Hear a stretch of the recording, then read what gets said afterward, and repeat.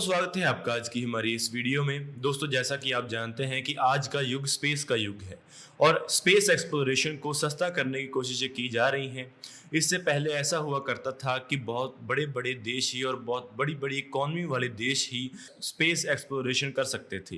Cold war के दौरान हम जानते ही हैं कि सोवियत यूनियन और अमेरिका के बीच स्पेस एक्सप्लोरेशन की रेस लगी हुई थी, जिसमें दोनों देश एक दूसरे से आगे रहना चाहते थे। लेकिन आज ऐसा नहीं है। स्पेस एक्सप्लोरेशन अब एक फायदे का सौदा हो गया है और स्पेस एक्स जैसी प्राइवेट कंपनीज भी इस काम में आ गई हैं और स्पेस लॉन्चेस को काफ़ी सस्ता कर दिया है। स्पेस एक्स ने अपने रीयूजेबल रॉकेट्स के इस्तेमाल से एक ही रॉकेट को बार बार इस्तेमाल करने से स्पेस एक्सप्लोरेशन की कीमत को काफ़ी कम कर दिया है। अभी तक हमारा इसरो एक ग्लोबल डेस्टिनेशन था जहां दुनिया के बहुत सारी कंट्रीज अपने सैटेलाइट्स को लॉन्च करती थी, क्योंकि ये उनके लिए काफ़ी सस्ता पड़ता था। लेकिन अभी एलन मस्क की कंपनी के आ जाने के बाद शायद इसरो की ये पोजीशन खतरे में हो। लेकिन इसरो भी इस मामले में पीछे नहीं रहेगा। इसरो एक नए प्रोजेक्ट के ऊपर काम कर रहा है जिसमें इसरो खुद का एक रीयूजेबल लॉन्च व्हीकल बना रहा है। इसका एक एक्सपेरिमेंट किया जा चुका है और इसके लिए अगले कुछ एक्सपेरिमेंट किए जाएंगे। तो चलिए आज की इस वीडियो में इसके बारे में जानते हैं। RLV-TD reusable launch vehicle technology demonstration program यानी कि RLV-TD भारत का पहला अनक्रूड फ्लाइंग टेस्ट बेड है जो कि इसरो डेवलप कर रहा है। ये इसरो का पहला रीयूजेबल लॉन्च व्हीकल है जिसकी मदद से सैटेलाइट्स को लॉन्च करने के बाद उसके लॉन्च व्हीकल को फिर से इस्तेमाल किया जा सकेगा और एक स्पेस लॉन्च के बाद उसके व्हीकल को फिर से रिकवर किया जा सकेगा और उसको जो लॉन्च करने वाला व्हीकल है वो खुद ब खुद अर्थ पर लैंड भी कर पाएगा। इसी के ऊपर इसरो काम कर रही है। इसकी पहली एटमॉस्फेरिक टेस्ट फ्लाइट 23 मई 2016 को की गई थी जो कि 770 सेकंड्स तक चली थी। इस दौरान इस लॉन्च व्हीकल ने 65 किलोमीटर के मैक्सिमम एल्टीट्यूड को अचीव किया था। इस प्रोग्राम में इस्तेमाल की जाने वाली अलग अलग टेक्नोलॉजीज को टेस्ट किया गया था। इसका जो फाइनल वर्जन है वो अगले कुछ सालों में टेस्ट किया जाएगा। इसका एक टेस्ट इसी साल होने वाला था, लेकिन कोरोना के कारण यानी कि चाइनीज वायरस के कारण ये टेस्ट नहीं हो पाया है। तो चलिए इसके बारे में डिटेल में जानते हैं। RLV-TD प्रोजेक्ट को इसरो अपने reusable launch vehicle technology demonstrator program के अंडर चला रही है। इस टेक्नोलॉजी डेमोन्स्ट्रेटर प्रोग्राम में एक हाइपरसोनिक रॉकेट को डेवलप किया जाएगा जिसमें एयर ब्रीथिंग इंजन्स होंगे और एक रीयूजेबल लॉन्च व्हीकल होगा। 2006 में इसरो ने अपने इंजन का डिजाइन कंप्लीट कर लिया था और अपने स्क्रैमजेट इंजन की डेवलपमेंट और टेस्ट को शुरू कर दिया था। इसके test Vikram Sarabhai space centre में किए जा रहे थे। ग्राउंड टेस्ट के दौरान इसरो ने इस इंजन के स्टेबल सुपरसोनिक कंबशन को अचीव कर लिया था। इसका जो इनलेट मैक नंबर था वो 6 था, यानी कि इसने मैक 6 की स्पीड को अचीव कर लिया था और इस स्पीड को इसने 7 सेकंड्स तक सस्टेन कर लिया था। मार्च 2010 को इसरो ने अपने पहले नए साउंडिंग रॉकेट का टेस्ट किया था। इस नए साउंडिंग रॉकेट का वजन 3 टन था। इस रॉकेट के साथ इसरो ने एक पैसिव स्क्रैमजेट इंजन को भी लगाया था। ये रॉकेट 7 सेकंड्स तक उड़ा था और इसने 6 + 0.5 मैक की रफ्तार को अचीव कर लिया था, यानी कि इसने 6 मैक से ज्यादा तेज रफ्तार को अचीव कर लिया था। इसके बाद 2012 में इसरो ने अपने रीयूजेबल लॉन्च व्हीकल के डिजाइन को नेशनल रिव्यू कमेटी से अप्रूव करा लिया। इसकी क्लियरेंस मिल जाने के बाद इसके व्हीकल को बनाना शुरू किया गया। इस व्हीकल को reusable launch vehicle technology demonstrator का नाम दिया गया। इसकी मदद से इसरो को उम्मीद है कि जो अभी लो अर्थ ऑर्बिट पर जो सैटेलाइट्स लॉन्च की जाती हैं उनकी जो कीमत है 1 किलोग्राम के लिए $20,000 है और इस नए रीयूजेबल लॉन्च व्हीकल की मदद से इसरो इस कीमत को कम कर $4,000 पर किलो तक ले जाना चाहती है, जो कि काफी सस्ता हो जाएगा और इससे इसरो को काफी फायदा होगा।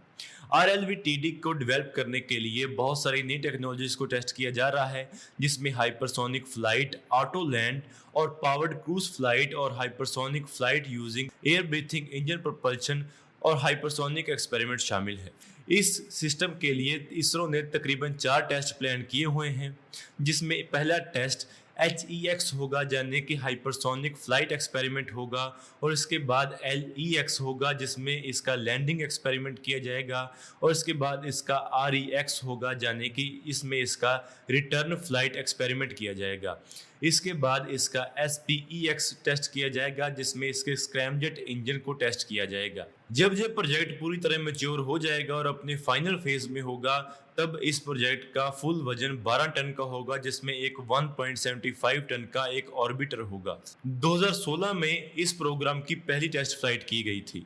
इसमें इस प्रोग्राम की सब ऑर्बिटल टेस्ट फ्लाइट की गई थी। ये टेस्ट फ्लाइट 770 सेकंड्स के लिए चली थी, जिसमें इस व्हीकल ने 65 किलोमीटर के मैक्सिमम एल्टीट्यूड को अचीव कर लिया था और उसने 450 किलोमीटर के डिस्टेंस को कवर किया था। इसके बाद इस व्हीकल ने बे ऑफ बंगाल में एक पहले से तय किए गए स्पॉट में लैंडिंग की थी, और क्योंकि ये व्हीकल पानी में सरवाइव करने के लिए नहीं बना था, तो तब ये व्हीकल टूट गया और इसे बाद में रिकवर नहीं किया जा सका। इस टेस्ट में RLV-TD प्रोग्राम को एक सिंगल स्टेज सॉलिड बूस्टर के ऊपर लगाया गया था, जिससे कि स्ट्रैप ऑन बूस्टर जो कि पोलार सैटेलाइट लॉन्च व्हीकल के साथ इस्तेमाल किए जाते थे, उससे ड्राइव किया गया था। इस टेस्ट के दौरान जो इसका पहला बूस्टर सेक्शन था वो 91 सेकंड्स के लिए चला था, जिसके बाद ये बूस्टर सेक्शन RLV-TD प्रोग्राम से अलग हो गया और इसके बाद ये व्हीकल अपने सब ऑर्बिटल एल्टीट्यूड जो कि 65 किलोमीटर का था वहां पर पहुंच गया। इस टेस्ट के दौरान इस व्हीकल के हीट शील्ड, गाइडेंस, नेविगेशन और कंट्रोल एल्गोरिथम्स को हाइपरसोनिक स्पीड के ऊपर टेस्ट किया गया था। इस टेस्ट के दौरान इस व्हीकल को हाइपरसोनिक स्पीड पर इस व्हीकल के डिसेंट स्टेज में जो भी मिशन ऑब्जेक्टिव्स प्लान किए गए थे वो सभी सक्सेसफुल हुए थे। इसमें autonomous navigation, guidance and control और रीयूजेबल थर्मल प्रोटेक्शन सिस्टम जैसे सिस्टम को टेस्ट कर लिया गया था। इस प्रोजेक्ट में जो सबसे ज़्यादा इंपॉर्टेंट टेक्नोलॉजी होने वाली है वो है स्क्रैमजेट टेक्नोलॉजी। इसरो भी इस टेक्नोलॉजी के ऊपर काम कर रहा है। जैसा कि हमने आपको पहले बताया कि इसरो ने इस टेक्नोलॉजी को ग्राउंड के ऊपर टेस्ट भी किया है। स्क्रैमजेट एक एयर ब्रीथिंग इंजन है, जिसमें इस इंजन के अंदर ऑक्सीडाइजर को कैरी नहीं किया जाता है। आमतौर पर जो सॉलिड स्टेट बूस्टर होते हैं उनमें व्हीकल के अंदर ही ऑक्सीडाइजर और फ्यूल दोनों को कैरी किया जाता है, जो कि एक सॉलिड स्टेट बूस्टर का 70% पार्ट होते हैं। एक स्क्रैमजेट इंजन के इस्तेमाल करने वाले व्हीकल में एक सॉलिड स्टेट बूस्टर भी लगा होता है, जो कि इस व्हीकल को एक हाई स्पीड के ऊपर लेकर जाता है, जिसके बाद इस व्हीकल का स्क्रैमजेट इंजन काम करना शुरू कर देता है और जो इसकी तरफ हवा आ रही होती है उसे कंप्रेस कर इसकी कंबशन में इस्तेमाल किया जाता है। स्क्रैमजेट इंजन और रैमजेट इंजन में डिफरेंस यही है कि रैमजेट इंजन में जो इसकी तरफ हवा आ रही होती है उसे सबसोनिक स्पीड के ऊपर इस्तेमाल किया जाता है, लेकिन जो स्क्रैमजेट इंजन है उसमें जो एयर फ्लो रहता है वो सुपरसोनिक स्पीड पर ही रहता है, जिसके कारण इस इंजन की स्पीड हाइपरसोनिक स्पीड तक पहुंच जाती है। तो चलिए अब बात कर लेते हैं कि इस प्रोग्राम के और कौन से क्रिटिकल सिस्टम्स हैं। इस प्रोग्राम में जो सबसे ज़्यादा इंपॉर्टेंट सिस्टम है वो है navigation, guidance and control. Navigation, guidance and control system जो कि RLV-TD का है वो इसका बहुत ज़्यादा क्रिटिकल सिस्टम है। ये इसरो द्वारा बनाया गया अभी तक का सबसे ज़्यादा complex navigation, guidance and control system है। ये एक बहुत ज़्यादा कम्प्लेक्स ऑटो पायलट सॉफ्टवेयर का इस्तेमाल करता है, जिसकी मदद से एक हाइपरसोनिक व्हीकल को उसकी एक्यूरेट पोजीशन पर रहने के लिए मदद मिलती है। इस सिस्टम की मदद से ये व्हीकल अपनी एक्यूरेट पोजीशन के ऊपर रहता है, अपनी एक्यूरेट वेलोसिटी को मेंटेन कर सकता है, अपनी एक्सेलरेशन को मेंटेन कर सकता है और बाकी के सभी पैरामीटर्स को कंट्रोल कर सकता है। इसकी मदद से ही ये व्हीकल अपनी तय की गई लोकेशन के ऊपर लैंड कर सकता है। इसके साथ ही इस प्रोग्राम में एक नेविगेशन सिस्टम जो लगाया गया है वो एक इनर्शियल नेविगेशन सिस्टम है, जिसे कि GPS से मदद मिलती है।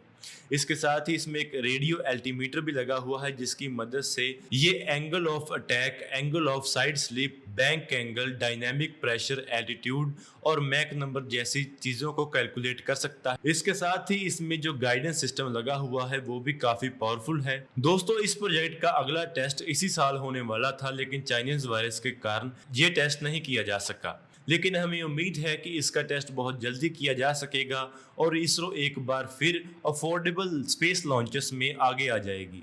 इस नए प्रोजेक्ट के साथ हमारे मिलिट्री लॉन्चेस भी काफ़ी सस्ते हो जाएंगे। हम इतने सस्ते मिलिट्री लॉन्चेस कर पाएंगे कि युद्ध की स्थिति में भी हम अपनी ज़रूरत के हिसाब से ही इमरजेंसी पर अपनी सैटेलाइट्स को लॉन्च कर सकेंगे, जिसमें ऐसी टेक्नोलॉजी काफ़ी काम आएगी। और इसरो के एक स्क्रैमजेट इंजन को डेवलप करने के साथ ही और इस प्रोजेक्ट के सक्सेसफुल होने के साथ ही हम हाइपरसोनिक मिसाइल्स को भी डेवलप कर पाएंगे। तो दोस्तों, आज की इस वीडियो में इतना ही। अगर आपको ये वीडियो अच्छी लगे तो आप इसको जरूर लाइक और शेयर करें। Thanks for watching this video. जय हिंद, वंदे मातरम।